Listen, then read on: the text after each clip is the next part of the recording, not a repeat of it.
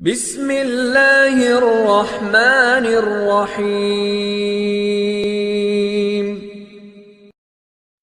وعلیکم السلام ورحمۃ اللہ۔ ان کا پوچھنا ہے سورہ توبہ کے شروع میں بسم اللہ کیوں نہیں، اور کوئی غلطی سے بسم اللہ پڑھ لے تو اس پر کیا حکم ہوگا؟ یہ اچھا سوال پوچھا آپ نے۔ میں اس سلسلے میں دیکھتا ہوں کہ بعض حفاظ بھی اتنا زیادہ مبالغہ کر دیتے ہیں جو میرے حافظ ہیں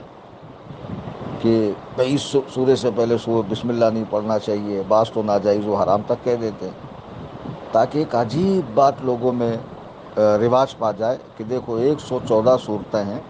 تو 113 صورتوں میں تو شروع میں بسم اللہ ہے، اس میں نہیں ہے، تو اس میں پڑھنا حرام ہے، اور تاکہ لوگ پھر ان کی علمیت کی داد دے، واہ واہ نئی بات بتا دی۔ ایسا کچھ نہیں ہے، یہ حماقت بھری باتیں ہیں اور ان باتوں پر دھیان نہیں دینا چاہیے۔ اس کی بہت ساری وجہیں ہیں کہ اس کے شروع میں بسم اللہ کیوں نہیں لکھا ہے۔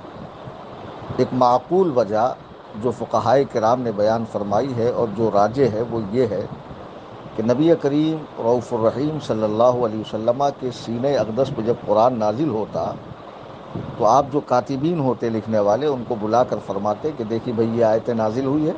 اس کو فلاں سورہ کے اندر رکھو۔ لیکن جب سورہ توبہ نازل ہوئی تو آپ نے نہیں فرمایا کہ اسے فلاں سورہ کا نام دیا جائے یا فلاں سورہ میں رکھا جائے،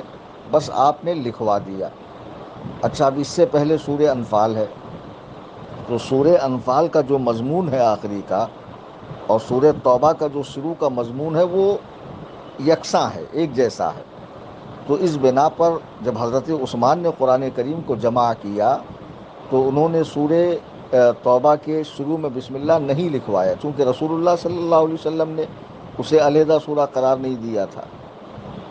اور مضمون چونکہ ایک جیسا تھا تو بہت سے صحابہ کو لگا کہ یہ کنٹینیو ہے،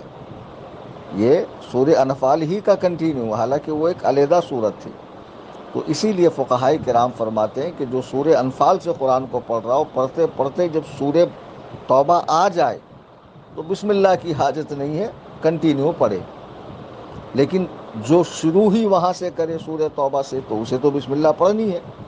یا سورہ توبہ کو بیچ میں سے پڑھ رہا ہے، سورہ توبہ کو شروع سے پڑھ رہا ہے تب بھی بسم اللہ پڑھے،